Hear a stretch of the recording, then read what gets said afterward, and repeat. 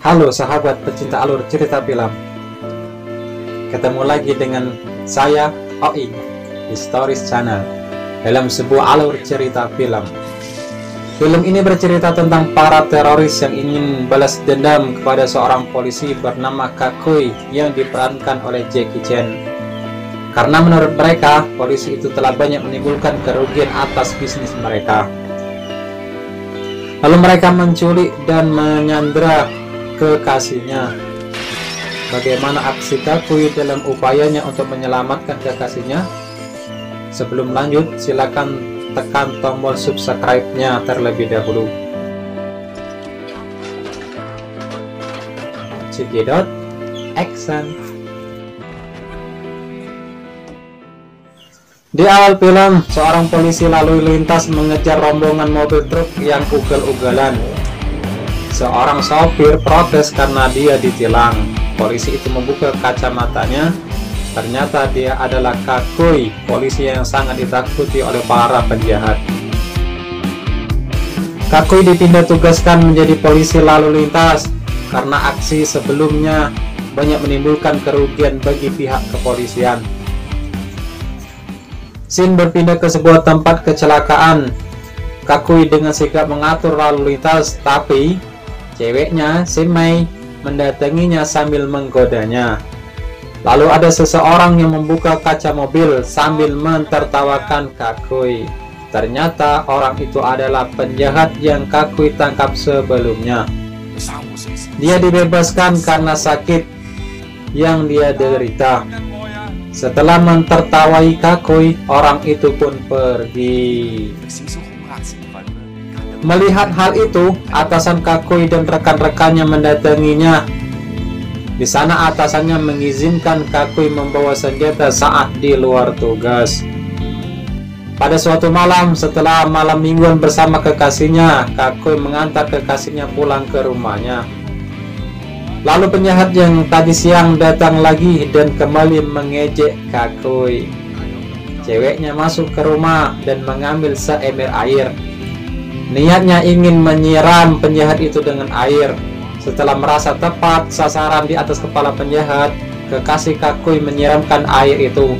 Tapi malah sialnya Kakui yang kena siram. Besoknya, Mei, kekasih Kakui, pergi ke rumah bibinya. Tapi penjahat itu datang lagi sambil terus mengejek mereka.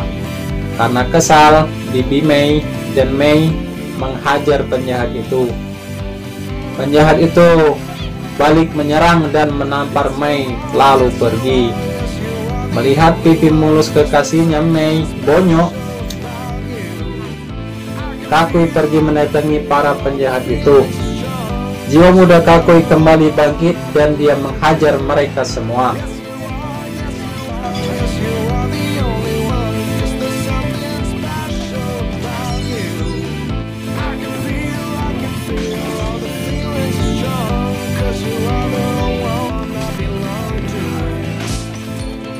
Setelah kembali ke kantor, Kakui dimarahi oleh atasannya.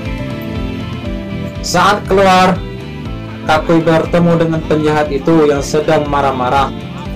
Lalu pemandangan ditutupi oleh sebuah papan. Setelah papan itu lewat, penjahat itu sudah jatuh terjengkang. Malamnya, Kakui bercerita kepada kekasihnya bahwa dia berhenti dari kepolisian. Kekasihnya langsung gembira dan memeluk Kakui karena kegirangan. Mereka berencana untuk berliburan ke Bali. Saat asyik berbicara, rekan polisi Kakui menghampirinya dan berkata bahwa tempat itu ada sebuah bom. Jiwa polisinya beraksi kembali. Kakui menyalakan alarm. Dengan pengeras suara, Kakui meminta pengunjung gedung itu untuk keluar. Kakui menyuruh Mei pulang. Sedangkan Kakui sendiri dimarahi bosnya karena menyalahkan alarm yang menyebabkan kepanikan di dalam gedung. Sebenarnya mereka tidak mempercayai Kakui. Meskipun demikian, tim penjinak bom tetap didatangkan. Tapi terlambat. Bom pun meledak. Setelah kejadian itu, pelaku pengeboman menelepon pemilik gedung. Dia meminta uang. Kalau tidak, mereka akan menghancurkan gedung-gedung yang lainnya. Di kantor, para petinggi polisi ingin kasus ini diusut tuntas, dan Kakui dipilih sebagai petugas yang bertanggung jawab atas kasus ini. Di tempat lain, Kakui dan kekasihnya akan liburan ke Bali, tapi seorang pramugari mengatakan ada masalah dengan paspor mereka. Kakui turun untuk mengurus paspornya. Di tempat bea cukai, bukannya petugas bea cukai yang menunggunya, tapi kedua atasannya. Mereka menawarkan tugas itu kepada Kakui, tapi Kakui mengelak dan pergi ke pesawat untuk berliburan ke Bali bersama pacarnya. Di tengah jalan, bosnya membujuk Kakui, tapi yang sebenarnya mereka ingin mengulur waktu agar Kakui terlambat naik pesawat. Dan benar saja, ketika Kakui keluar, ternyata pesawatnya sudah terbang ke Bali. Dan kekasihnya pun berbulan madu sendirian di Bali. Besoknya Kakui mulai bertugas kembali. Dia dan atasannya mulai melakukan penyelidikan. Saat di dalam lift, bosnya buang angin, tapi Kakui yang malah disalahkan. Kakui masuk ke dalam sebuah ruangan. Ketika dia akan keluar, tiba-tiba banyak orang yang datang masuk ke ruangan itu. Kakui bersembunyi di bawah meja dan sempat memasang alat penyadap di bawah meja. Kemudian ia mengambil sebuah jas dan pergi. Malamnya, mereka kembali ke kantor. Kakui kaget. Ternyata kekasihnya sudah ada di sana dan terus memarahinya. Benar kata orang, kalau lagi marah, kita bisa lupa segalanya, lupa tempat, bahkan lupa rasa malu. Setelah puas memarahi Kakui, kekasihnya pergi. Kakui coba untuk mengejar, tapi karena marah, kekasihnya tidak bisa mengendalikan motornya, hingga rasa sakit di hatinya membuatnya lupa akan rasa sakit di badan, dan Mei pun pulang. Besoknya, Kakui menemui kekasihnya di sebuah taman. Tapi hingga larut malam mereka hanya diam. Dan akhirnya mereka beranjak untuk pulang. Tapi di tengah jalan tiba-tiba penjahat yang sering mengganggu mereka datang sambil menodongkan senjata. Penjahat itu menembakkan senjatanya ke muka Mei. Ternyata isinya adalah air. Penjahat itu tertawa cekikikan sambil berlari. Kakui marah dan mengejar, tapi ternyata itu adalah sebuah jebakan. Mereka menangkap Kakui dan ingin mematahkan kedua kakinya. Kakui berontak dan terjadilah keributan.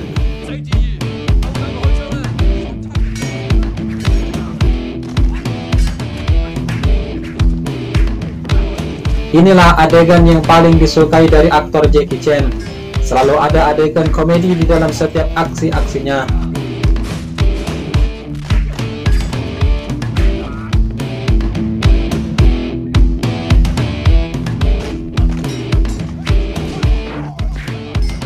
Kakui mencoba kabur. Sebuah mobil mengejar dan hampir saja menabraknya. Sebenarnya para penjahat itu takut kepada Kakui. Saat penjahat itu mau kabur, ia malah menabrak tiang listrik. Kakui menemui Mei, kekasihnya. Mei berkata, dia ingin Kakui menjadi orang yang lemah lembut, tidak gegabah dan tidak pemarah. Besoknya di kantor, atasan Kakui menegurnya karena keributan semalam. Kemudian Kakui diperkenalkan dengan sebuah tim yang akan membantunya. Melihat tim tersebut, Kakui hanya geleng-geleng kepala. Besoknya, mereka mulai bekerja. Melalui penyadap yang dipasang Kakui kemarin, mereka dapat melacak keberadaan pelaku pengeboman. Salah seorang petugas polisi menghampiri pelaku. Malangnya, petugas itu malah dihajar oleh pelaku. Malang juga bagi pelaku, karena petugas tersebut telah mengenal pelaku melalui kartu identitas yang sempat dia lihat. Melalui informasi yang didapat, Kakui pergi ke sebuah bar untuk menemui penjual peledak, tentu saja dengan cara menyamar sebagai seorang pembeli. Penjual peledak itu mencurigai gerak-gerik Kakui. Kemudian ia menyuruh teman-temannya datang dan terjadilah keributan. Penjual itu pulang ke rumahnya dengan wanita yang bersamanya tadi. Mereka ingin melakukan sesuatu yang aneh di sana. Sebelum hal aneh terjadi, Kakui datang dan menghajar mereka. Penjual itu menunjukkan semua peledak yang ada padanya. Dan tentu saja penjual itu dibawa ke kantor polisi untuk diinterogasi. 3 orang wanita bersikap manja dan gemulai kepada penjual peledak itu. Kakui berkata, apakah interogasi seperti ini akan berhasil? Temannya bilang, lihat saja nanti. 3 wanita manja itu tiba-tiba berubah menjadi bengis. Mereka menghajar si penjual tanpa rasa kasihan, yang akhirnya membuatnya membuka kedok sang pelaku pengeboman. Mengetahui alamat pelaku, tim Kakui mulai mengikuti pelaku. Saat naik mobil mereka mengawasinya, saat naik kereta mereka juga mengawasinya, saat naik taksi mereka juga mengawasinya. Walaupun pelaku sangat gesit dan lincah, tapi tim Kakui berhasil mengikuti sampai ke tujuan. Kakui dan timnya mengawasi dari sebuah gedung kosong yang ada di sebelah gedung tempat tujuan tersangka. Entah kapan mereka makan atau memang mereka tidak lapar. Yang jelas Kakui dan timnya mengawasi mereka hingga malam hari. Setelah sekian lapar, akhirnya para pelaku keluar dengan menggunakan mobil. Tim Kakui mengikuti, tapi mereka kehilangan target di tempat umum. Seorang diri Kakui masuk ke dalam gedung tempat para pelaku berkumpul. Tentu saja dalam pengawasan timnya dari gedung sebelah. Dengan menggunakan senter jadul tahun 90-an, Kakui memeriksa gedung itu sendirian. Jangan tiru adegan ini hanya untuk membuat konten YouTube, kecuali atas bimbingan profesional. Hehe. Tak lama kemudian rekannya menyusul. Mereka berdua menemukan seorang pelaku ada di dalam gedung. Rekan Kakui bengong karena pelaku bisu dan tuli, dan dia sama sekali tidak mengerti bahasa isyarat.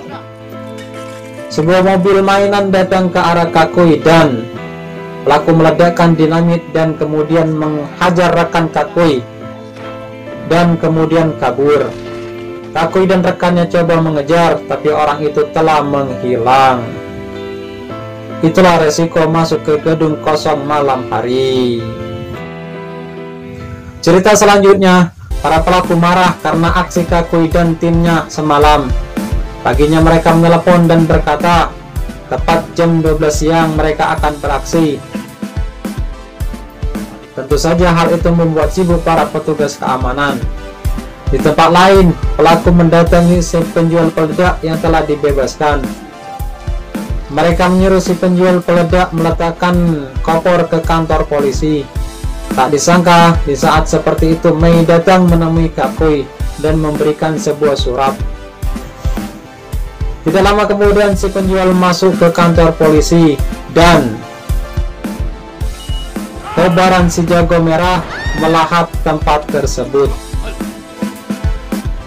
Besoknya para petinggi kepolisian datang untuk meminta penjelasan dari pihak kantor tersebut. Dari tempat lain, Bibi Mei menelepon Kakui dan mengatakan bahwa Mei telah diculik. Kakui panik dan langsung pergi untuk mencari Mei. Kakui mendatangi rumah penjahat yang sering mengganggu Mei, tentu saja dengan cara bikin onar. Kakui marah-marah sama si bos penjahat, tapi ternyata Kakui menanyai orang yang salah. Mereka sama sekali tidak melakukan penculikan. Hal ini diketahui setelah penculik menelepon Kakui yang meminta Kakui datang sendirian ke tempat mereka. Ketika Kakui datang, seseorang memukulnya dari belakang hingga pingsan. Ketika Kakui siuman, dia sudah dalam keadaan terikat.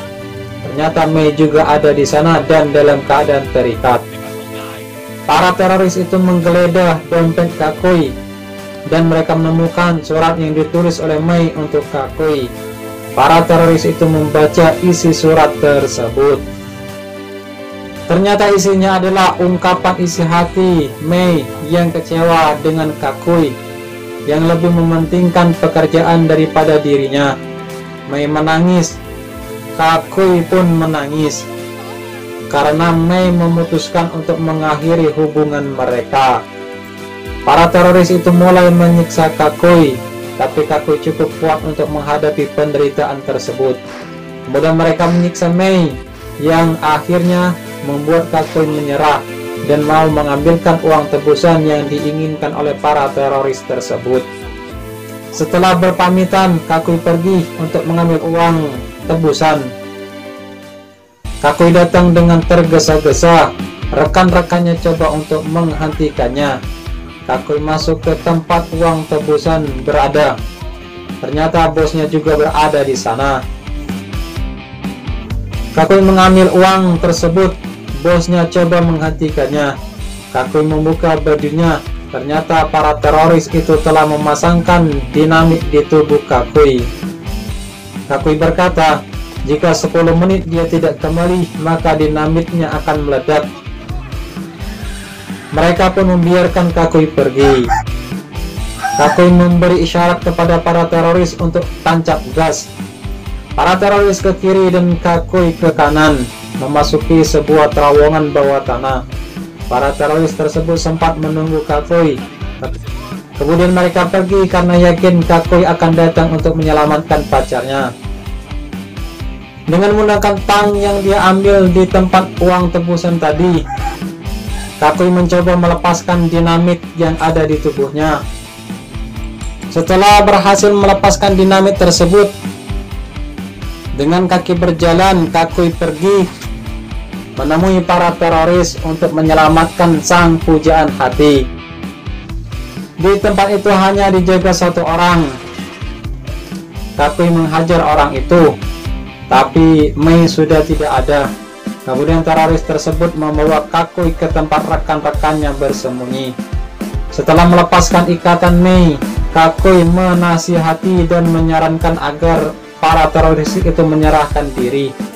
Tapi mereka menolak dan keonaran pun terjadi. Kakui sendirian melawan mereka bertiga, sedangkan Mei selalu menjadi incaran mereka. Kakui kerepotan karena dia juga harus melindungi kekasihnya. Yaitu bangun Kakui menghadapi mereka. Satu orang berhasil dia tumbangkan. Tentu saja dua lainnya akan segera menyusul. Mei menemukan perosotan untuk jalan keluar ke bawah. Dia melompat dan kabur. Kini Kakui leluasa berduet dengan orang kedua. Walaupun Kakui dihajar habis-habisan, dia berhasil melemparkan orang kedua keluar dari jendela, dan orang kedua pun tumbang. Orang ketiga pun datang menghajar Kakui. Kali ini Kakui benar-benar kewalahan. Tapi jelas saja Kakui akan menang karena dia adalah aktor utama film ini. Dan benar saja, Kakui berhasil melemparkan orang ketiga ke bawah, dan orang ketiga pun tumbang. Seperti film-film lainnya, gedung itu pun meledak dan hangus terbakar. Kakui dan kekasihnya Mei pun selamat, dan mereka tidak jadi putus.